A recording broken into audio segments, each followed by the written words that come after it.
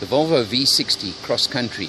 It's a station wagon version of the mid-sized Volvo sedan, but not like a station wagon from the old days, and especially not like an older Volvo station wagon, which was square and boxy. This one's got a very, very sleek shape.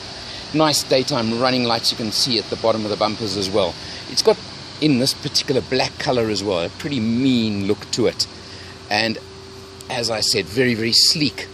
And maybe not as commodious or large as station wagons were back in the old days, but it certainly has got luggage space for you. A nice high, wide opening tailgate through to a very large boot area, which of course you can drop the seats in a split, in fact a three-way split, to give you lots of loading room if you really do want that as well. So it does give you all these options and to load like a station wagon of the old days. This version is also, being the cross country, means it is an all-wheel drive. So you've got the security and safety of a four-wheel drive, road holding and grip.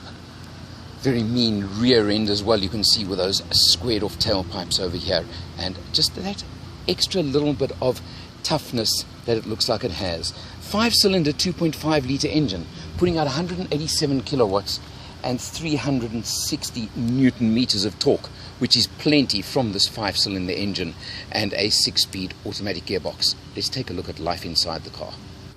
Inside the Volvo V60, it's sleek, and you've got to get used to the idea, if you're a slightly shorter person, that there isn't all that much headroom in the front seat. Also, the angle of the headrest on the front seat does make it a little bit difficult for me with my hat on.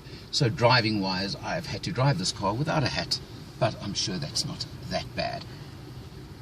Multifunction steering wheel, as is absolutely the norm these days, with every control on the steering wheel that you can possibly want.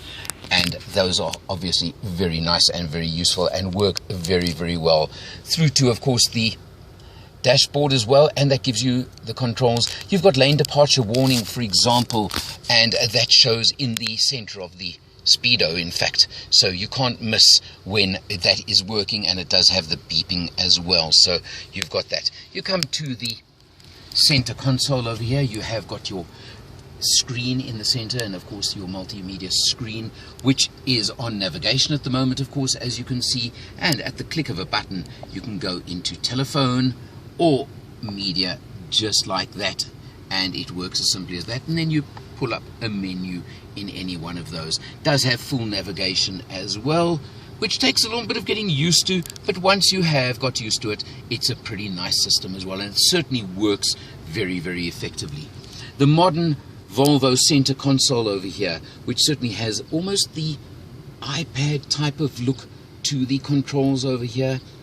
Almost reminded me of the old days when you're programming, for example, the navigation, the ABC keys like that. But they do work, so, well, just takes you back a little bit and you get used to it.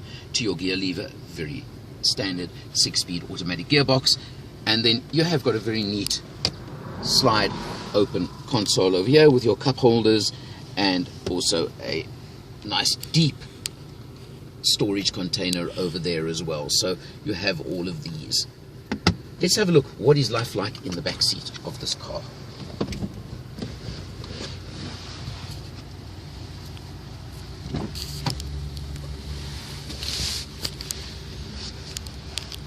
Well, at least in the back seat there's room for me to wear my hat.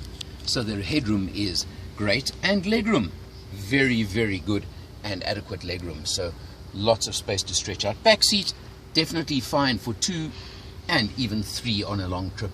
There would be no problem with that. That 2.5 litre engine definitely got lots of power at 186 kilowatts. Beautiful cruising car. Took it on a nice cruise the other day, and let me tell you, it runs very nicely, very comfortably, and very easily. At a new price of approximately 566,000 Rand, well, there are not that many competitors because there aren't that many station wagons on the market in South Africa.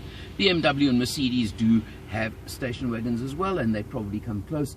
You could also look at maybe something like a Subaru Outback as another option, especially if you compare the four-wheel drive side of it. So, not too many options. The price mentioned, 566,000 Rand. Of course, that does include the car as it is, no extras, items that would add to that price, so one must again take into account. The other thing you never forget with a Volvo is it does have all the possible safety specification you could ever want. Volvo have built their reputation on safety. It has the collision warning system built in, which definitely works. It has the cruise control, the active cruise control. It has all of those items as well. So it is a very highly spec'd car. Overall, well, I must say I've enjoyed a week of driving this car. Something different. There are not that many of them around, but certainly a very, very good option if you're looking for a vehicle that does give you the option of converting into a station wagon to give you load space, to give you extra carrying capacity if you should need it.